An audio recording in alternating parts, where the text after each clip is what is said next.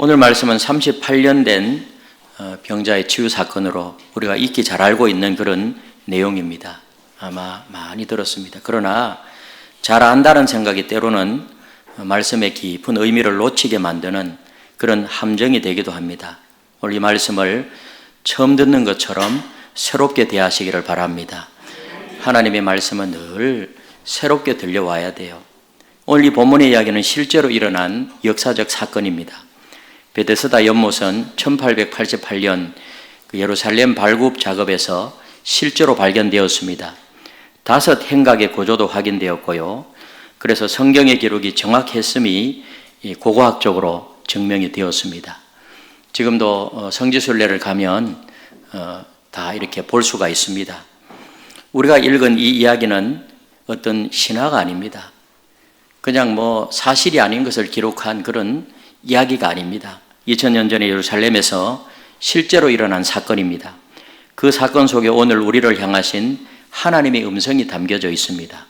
오늘 이 사건 속에서 우리를 향하신 하나님의 그 자비가 담겨 있습니다. 우리 흔히 치유라고 하면 어떤 분은 불편해 하실 수도 있어요. 나는 환자가 아닌데, 나는 아프지 않는데. 그러나 잠깐만 생각해 보십시오. 여러분, 육체적 질병만 질병이 아닙니다. 마음의 병이 있고 관계의 병이 있고 영혼의 병이 있습니다. 성경은 모든 사람이 죄로 인해서 영적으로 병들었다고 말씀합니다. 그러니 그 정도의 차이는 있을지언정 우리 모두는 치유가 필요한 존재들입니다. 오늘 치유가 필요 없는 사람은 아무도 없어요. 그러므로 오늘 본문을 통해서 참된 치유의 길이라는 이런 제목으로 은혜를 나누려고 합니다. 저를 한번 따라하겠습니다. 참된 치유의 길. 참된 치유의 길. 참된 치료, 참된 치유의 길이 뭘까요? 그래서 우리가 먼저 생각해 볼 것은 첫째로 우리는 모두 아픔이 있습니다. 우리는 모두 아픔이 있어요. 오늘 2절에 보니 이런 말씀이 나옵니다. 2절을 같이 읽겠습니다. 시작. 예루살렘에 있는 양문 곁에 히브리 말로 베데스라 하는 못이 있는데, 또 5절에 보니까 거기 38해 된 병자가 있더라. 오늘 이 본문은 어두운 장면으로 시작돼요. 밝지 않아요. 어두워요. 예루살렘 양문 곁에 베데스다라는 연못이 있었습니다. 이 베데스다라는 말은 자비의 집이라는 뜻이에요. 자비의 집. 여러분, 그런데 아이러니하게도 이 자비의 집에는 자비를 간절히 구하는 수많은 그런 병자들이 모여 있었습니다. 오늘 여기 모여 있는 병자들을 구체적으로 나열하고 있어요. 맹인이 있었고, 다리 저는 사람, 혈기 마른 자들 등이 행각 아래 가득 누워 있었습니다. 한마디로 인간 고통의 축소판이었습니다. 당시에 이 연못에는 특별한 전설이 있었습니다. 그 전설이 뭐죠? 이 연못에 가끔 천사가 내려와서 그 물을 움직이게 하는데, 그때 물이 움직일 때 가장 먼저 그 연못에 들어가는 한 사람은 병이 낫는다는 거예요. 지금 생각하면 미신처럼 들립니다. 그러나 지푸라기라도 잡고 싶은 심정으로 병자들은 그 기적을 기다리면서 그곳에 모여 있습니다. 물이 움직일 때 뭐 하기 위해서? 그 연못에 가장 먼저 들어가기 위하여서. 그 중에 38년 동안 병을 앓은 사람이 있었습니다. 38년이에요. 10년이면 강산도 변하고 30년이면 한 세대가 지나간다고 하는데, 요즘은 1, 2년 돼도 세상이 엄청 변하잖아요. 그런데 38년 동안 이 환자는 누워 있습니다. 거의 평생을 병상에서 보내었습니다. 이 병자의 입장에서 보면 얼마나 힘들었겠어요. 여러분, 육체적인 고통만 있는 것이 아니었습니다. 38년 동안 병을 앓았으니 가족들도 지쳐 있었을 것입니다. 이런 말이 있죠. 긴 병에 효자 없다. 긴 병에 효자 없다. 이런 말이 괜히 나온 것이 아닙니다.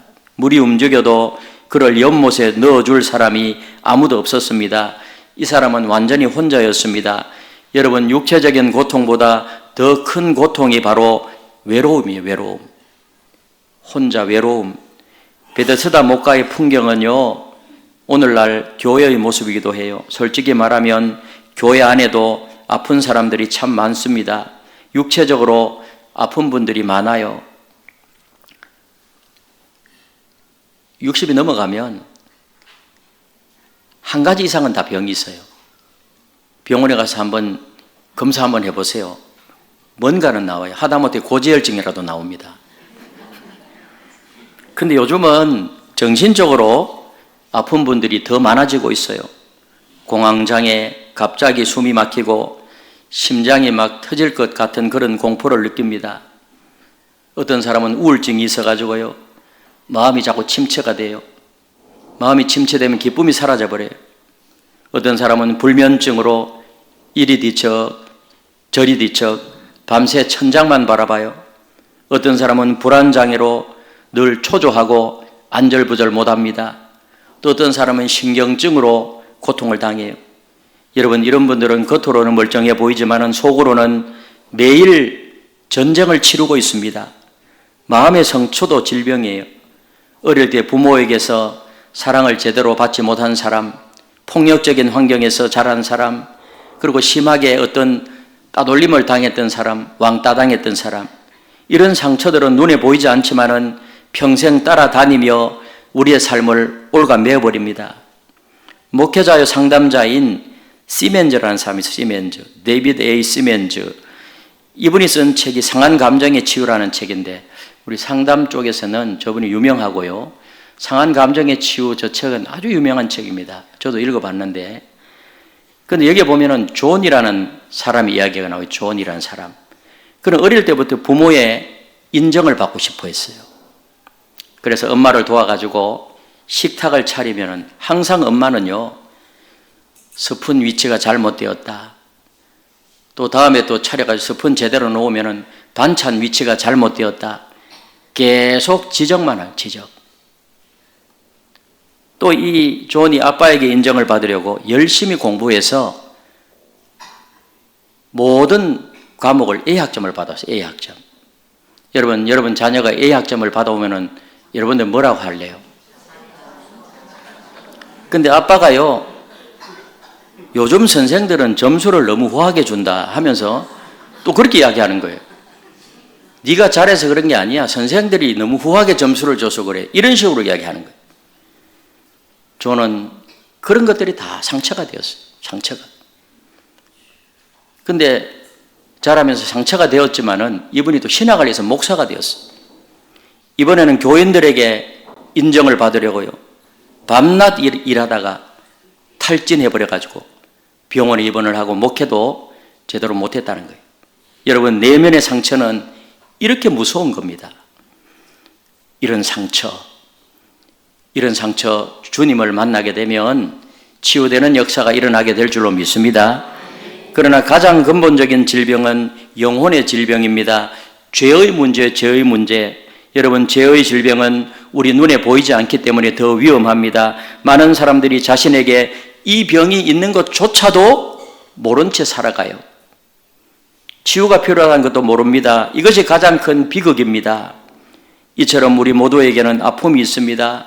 육체적 아픔이 있고, 여러분 마음의 아픔이 있고, 영적인 아픔이 있습니다. 그렇다면 우리는 영원히 이 아픔 속에서 신음해야 할까요? 만약에 여기서 끝났다고 하면 얼마나 비극입니까? 얼마나 큰 안타까움입니까? 그런데 성경은 여기서 끝나지 않아요. 우리에게 희망이 있다고 말씀합니다.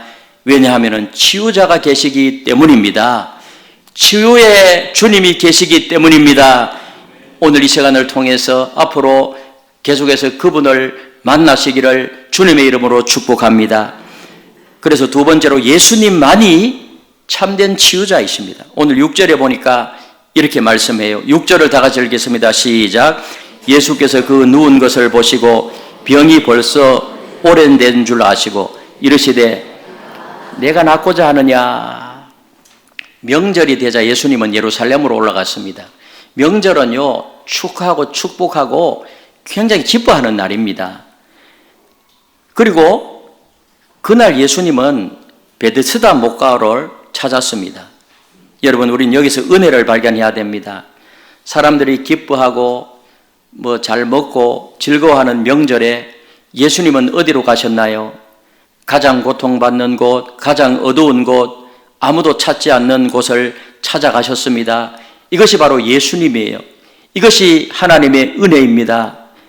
병자가 예수님을 찾아간 것이 아니라 예수님이 병자를 찾아오셨습니다. 바로 여기에 복음이 있습니다. 여러분, 우리가 하나님을 찾기 전에 하나님이 먼저 우리를 찾아오셨습니다. 주님이 먼저 저와 여러분들을 찾아오셨다는 사실을 믿으시기를 바랍니다. 내가 하나님을 사랑하기 전에 먼저 하나님이 우리를 사랑하고 나를 사랑하셨어요. 이것이 놀라운 복음이란 말이에요. 예수님은 그저 지나간 것이 아니라 특별히 38년 된 병자를 주목하셨습니다. 오늘 6절에 보니까요, 그 누운 것을 보시고, 이렇게 표현해요. 그 누운 것을 보시고. 여기서 보시고 이 말은 그냥 단순히 눈에 들어왔다는 말이 아니라 관심을 가지고 주목하셨다는 말이에요. 그 38년 된 병자에게 관심을 가지고 주목하시고, 수많은 병자 중에 왜 하필 38년 된 병자였을까요? 가장 오래 아팠고 가장 외로웠고 가장 소망이 없는 사람이었기 때문입니다. 여러분, 지금 예수님의 눈길은 정죄의 눈길이 아니라 사랑의 눈길이요, 긍휼의 눈길이요, 자비의 눈길이었습니다. 예수님은 그 병이 벌써 오래된 줄 아셨습니다. 아무도 관심을 두고 있지 않았던 그 사람의 사정을, 38년간의 고통과 외로움과 절망을 우리 예수님은 다 아셨어요. 우리 주님은 아시는 분이십니다. 하나님은 우리의 모든 내 자신의 일구수일투족을 다 알고 계시는 분이심을 믿으시기를 바랍니다. 시편 139편 1절에서 4절에도 그런 내용이 나와요. 우리 같이 한번 읽어보겠습니다. 시작. 여호와여, 주께서 나를 살펴보셨으므로 나를 아시나이다. 주께서 내가 앉고 일어섬을 아시고 멀리서도 나의 생각을 밝히 아시오며 나의 모든 길과 내가 눕는 것을 살펴보셨으므로 나의 모든 행위를 익히 아시오니 여호와여, 내 혀의 말을 알지 못하시는 것이 하나도 없으시니이다. 하나님은 우리의 모든 것을 아십니다. 우리가 말하기 전에 우리 아픔을 아세요. 내가 말하기 전에 나의 아픔을 다 아세요. 예수님은 물으셨습니다. 6절 하반절에 보니까 이 38년 된 이 병자를 그에게 관심을 가지고 집중하면서 뭐라고 질문하죠? 내가 낫고자 하느냐? 사실 이 질문은요, 참 당연한 질문이에요. 아니, 병자가 소원이 뭐예요? 낫고자 하는 것은 당연하지 않아요? 근데 예수님은 당연한 질문을 하는 거예요. 내가 낫고자 하느냐? 근데 예수님은 이 질문 깊은 의도가 담겨 있었습니다. 38년이라는 세월 동안 수없이 시도했지만은 매번 실패했습니다. 나는 해도 안 된다. 아마 패배주의가 마음속 깊이 자리 잡았을 겁니다. 누워있는 것이 습관이 되고 아마도 체질이 되었을 것입니다. 예수님은 그의 마음에 다시 그런 소원을 심어주기 위해서 이 38년 된 환자에게 내가 낫고자 하느냐? 이런 질문을 했어요. 이 한마디가 죽어있던 소망에 아마 불을 붙였을 것입니다. 내가 낫고자 하느냐? 그동안 이 사람은요, 자기 자신의 처지와 그런 환경만을 바라보았습니다. 예수님의 질문은 그의 시선을 연못에서 예수님께로 돌리게 했습니다. 그래서 내가 낫고자 하느냐? 이런 질문에 이 환자가요, 대답을 해요. 어떤 대답을 하죠? 7절에 보니까 이렇게 대답을 합니다. 7절을 같이 읽겠습니다. 시작.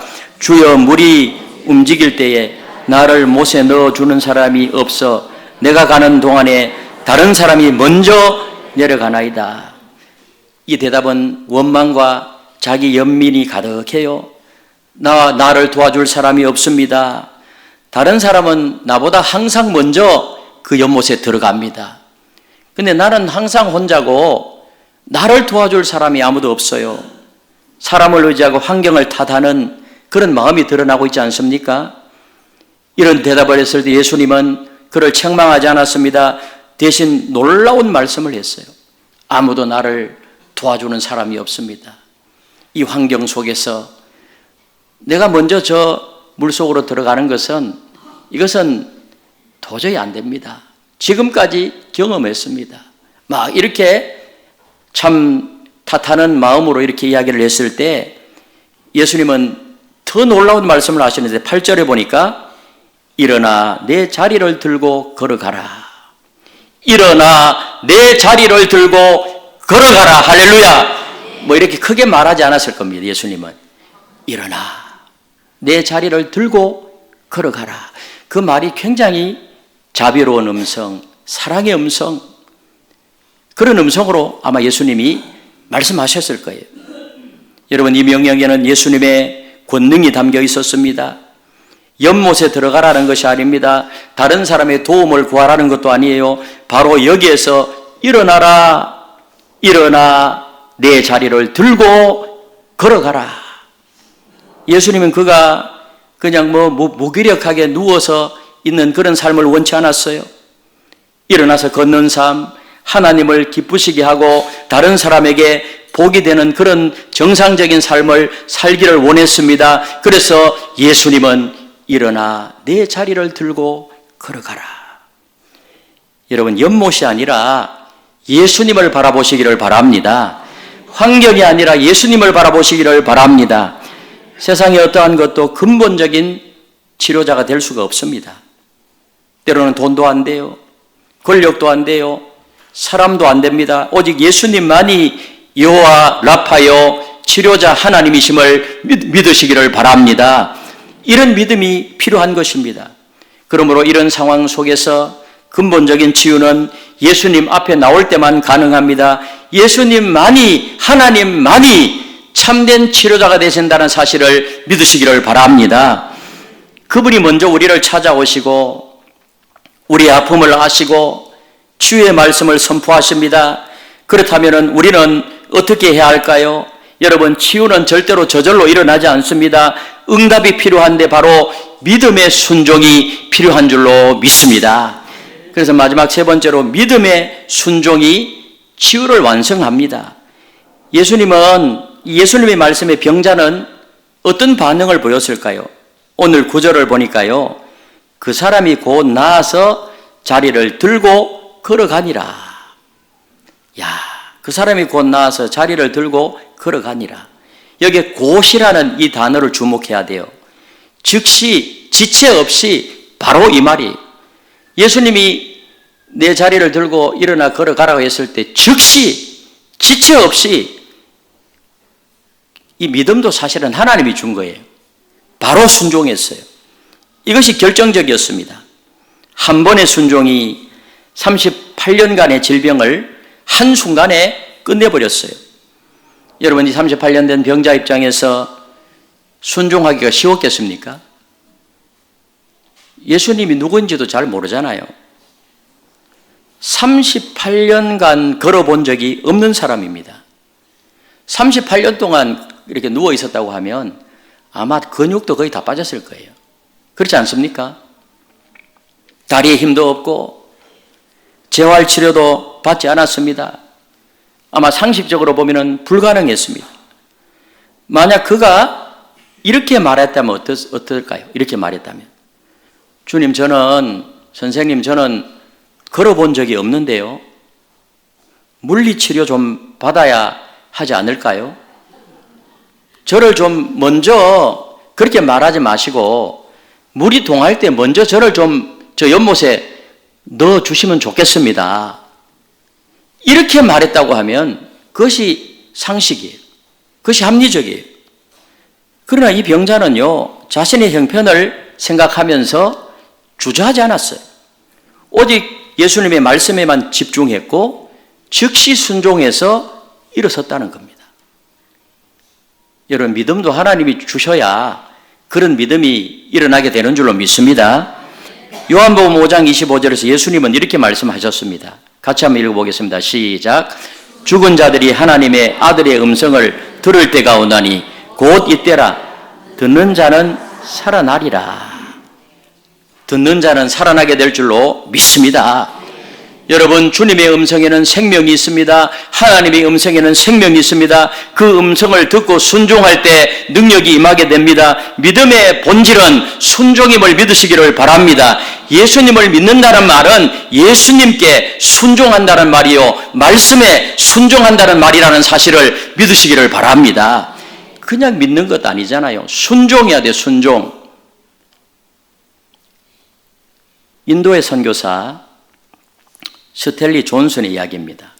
이 존슨 선교사는 1971년 88세의 나이에 미국 중남부의 오클라호마에서 집회를 인도하던 중에요, 이분이 뇌졸중으로 쓰러졌습니다. 뇌관 손상으로 신체 기능이 심각하게 손상이 되었고 말하기도 어려웠어요. 그래서 의료진은 회복 불가능, 그렇게 판결을 내린 거예요. 그러나 존슨 선교사는 포기하지 않았습니다. 재활병원에서 치료를 받으면서 동시에 하나님께 간절히 기도했어요. 여호와라파 되신 하나님, 38년 된 병자를 일어서 걷게 해서 깨끗하게 치료하신 주님을 꽉 붙들었어요. 믿음과 결단으로 그는 조금씩 이동 능력을 회복했고요, 놀랍게도 그 이후에 약 50회 이상의 설교를 더하고 집회를 했대요. 1973년 인도에서 하나님의 품에 안길 때까지 복음을 전했습니다. 여러분, 여기서 우리가 한 가지 주목할 것이 있는데, 이 존슨 선교사님은 병원 치료를 거부하지 않았다는 거예요.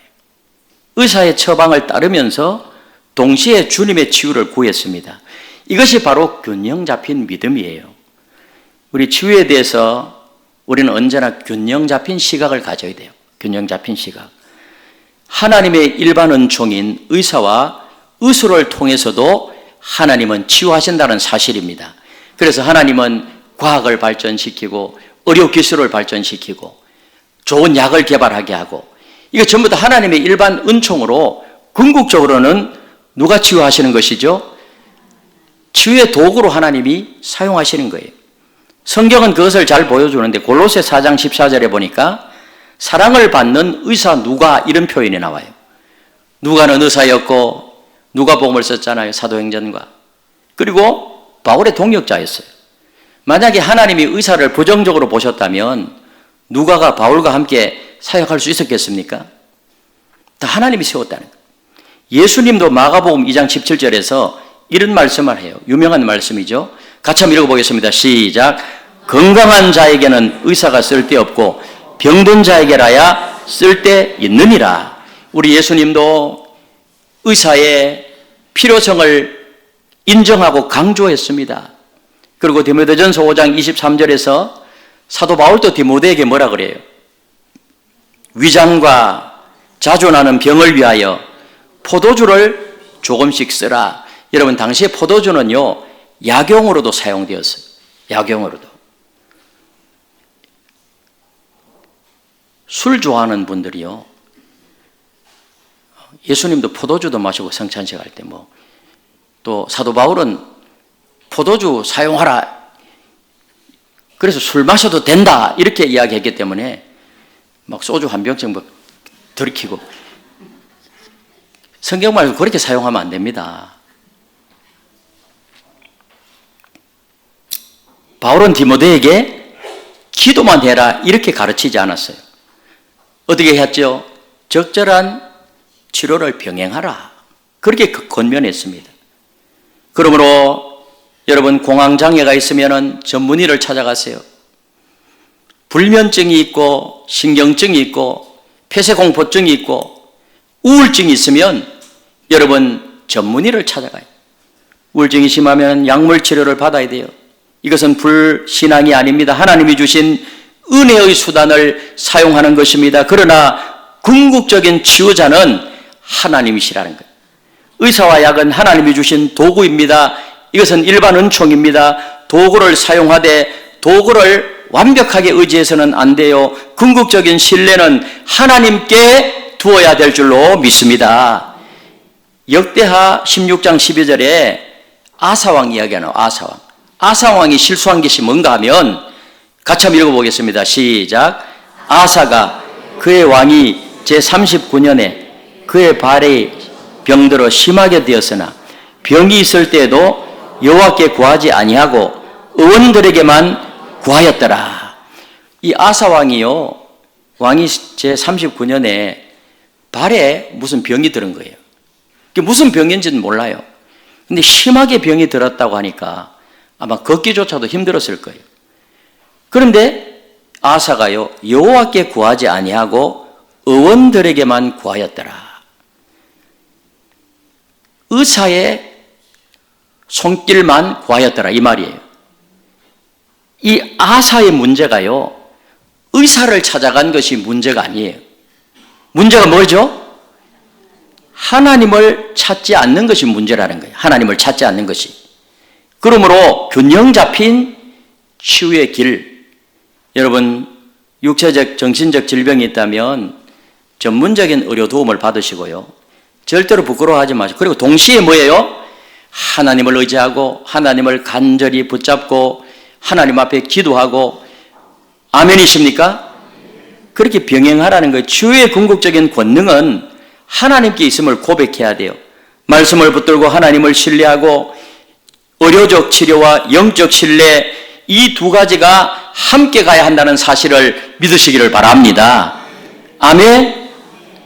그래서 그렇게 할 때 오늘날에도 여러분 기도를 통해서 때로는 하나님께서 하나님을 의지하고 강력한 기도를 통해서 하나님이 우리의 병을 치료해 주세요. 아멘이십니까? 여러분들이 기도하면 치료하시고 또 지혜를 주세요. 그리고 하나님은 또 하나님이 세우신 그 도구들을 통해서 의사의 손길을 통해서 치료하게 하신단 말이에요. 이 두 가지를 병행해 나가야 되는 거예요. 아멘이십니까? 여러분 오늘날에도 의사가 치료하지 못하는 병이 너무 많아요. 아무리 과학이 발달해도 의사가 치료하지 못하는 병이 많아요. 그럴 때 누구를 의지해야 돼요? 하나님 의지해야 돼요. 어차피 우리 인간은요, 한 번 죽는 것은 사람에게 정해진 것이요, 그 후에는 심판이 있다고 했는데, 한 번은 죽지만은, 그러나 그때까지는 어떻게 해야 돼요? 건강하게, 예? 건강하게 백수 사시다가 하나님이 이리 오너라 하면 찬송하면서 하나님 품에 안기면 될 줄로 믿습니다. 그러므로 계속해서 뭐를 해야 돼요? 리모델링을 해야 된단 말이에요. 계속해서. 오늘날에도 주님의 이름에는 권세가 있고 예수님의 보혈에는 능력이 있기 때문에 주 예수님의 이름으로 기도하게 되면 때로는 암도, 암세포도 녹아내리게 되고, 아멘이십니까? 우리 속에 있는 질병도 약화되어지게 되고, 아멘? 또 의사의 손길을 통해서, 전문의의 손길을 통해서 치료하면 회복되는 그런 역사가 일어나게 될 줄로 믿습니다. 마음의 병, 정신적인 질병, 여러분 약 드시는 거 부끄러워할 필요 없어요. 내 감기 걸리면 감기약 먹는다 생각하고 드시면 돼요. 저도요, 뭐 우리 교회도 의사가 있지만은 이렇게 오랫동안 목회를 하다 보니까 약간 돌팔이긴 하지만은 반 의사예요, 반 의사. 대화를 하다가 보면 이건 좀 전문의의 상담이 필요하구나 알아요. 제가 그렇게 하잖아요. 그래서 병원에 가서 진단 받으라, 전문의의 도움을 받으라. 그래가지고 제 말에 순종해서 그렇게 해서 좋아진 분들이 꽤 있잖아요. 아멘이십니까? 그리고 또 제가 기도하면 또 하나님이 이런저런 방법으로 간증을 안 해서 그렇지 기도해서 또 이렇게 치유된 경우도 많이 있단 말이에요. 계속해서 여러분 병원 가는 걸 절대로 두려워하지 마시고, 아멘이십니까? 그러나 중요한 것은 뭐예요? 하나님을 의지해야 돼요. 하나님이 먼저 우리를 찾아오시고 우리 아픔을 아시고, 그리고 주의 말씀을 선포하시고, 그리고 우리가 믿음으로 순종할 때 필요하다면 하나님이 주신 의료적 도움을 받으면서 하나님을 온전히 신뢰할 때 놀라운 치유를 경험하게 되는 줄로 믿습니다. 할렐루야. 오늘 이 시간 여러분 치유의 길을 살펴보았는데 우리 모두에게는 아픔이 있어요. 육체적 아픔이 있고 마음의 아픔이 있고 영혼의 아픔이 있습니다. 예수님만이 참된 치유자이십니다. 믿음의 순종이 치유를 완성하는 것입니다. 오늘 이 자리에 38년 된 병자처럼 오랜 아픔을 안고 계시는 분 있으십니까? 육체적 질병으로 고통받고 또 공황증, 우울증, 폐쇄공포증, 신경증, 또 불면증 이런 것들로 힘들어하는 분 계십니까? 오래된 마음의 상처로 아파하시는 분들 계십니까? 절대로 포기하지 마시고 우리 하나님, 우리 주님은 우리 아픔을 다 아시기 때문에 오늘 또 우리를 찾아오셔서 만져주실 줄로 믿습니다. 환경만 탓하지 말고 주님께 시선을 돌리시고 필요하다면 전문적인 도움도 받으시고 그러나 궁극적인 신뢰는 주님께 두시고 그리고 주님의 말씀에 순종하시고 일어나 걸으시기를 바랍니다. 그러면 어떠한 병도 한순간에 치유될 수 있음을 믿으시기를 바랍니다. 나사렛 예수 그리스도의 이름과 보혈에는 권세가 있기 때문에 그 이름과 보혈을 꼭 붙잡고 기도하게 되면 질병이 떠나가는 역사를 경험하게 될 줄로 믿습니다. 여러분, 죄의 영혼의 병은요 의사도 못 고칩니다. 약도 고칠 수가 없어요. 영혼의 병은 오직 예수 그리스도의 십자가 보혈만이 치료하시는 줄로 믿습니다. 오늘 그 주님의 놀라운 은혜로 여러분 마음속에 무의식과 잠재의식 속에 있는 쓴뿌리가 다 뽑혀지고 떠나가는 역사가 일어나게 되시기를 바랍니다. 할렐루야. 그래서 머리끝에서 발끝까지 건강히 회복되어지고 앞으로 남은 생에 건강한 모습으로 주어진 사명을 감당하며 기쁨으로 믿음 생활을 해나가는 저 여러분들이 다 되시기를 예수님의 이름으로 축원합니다.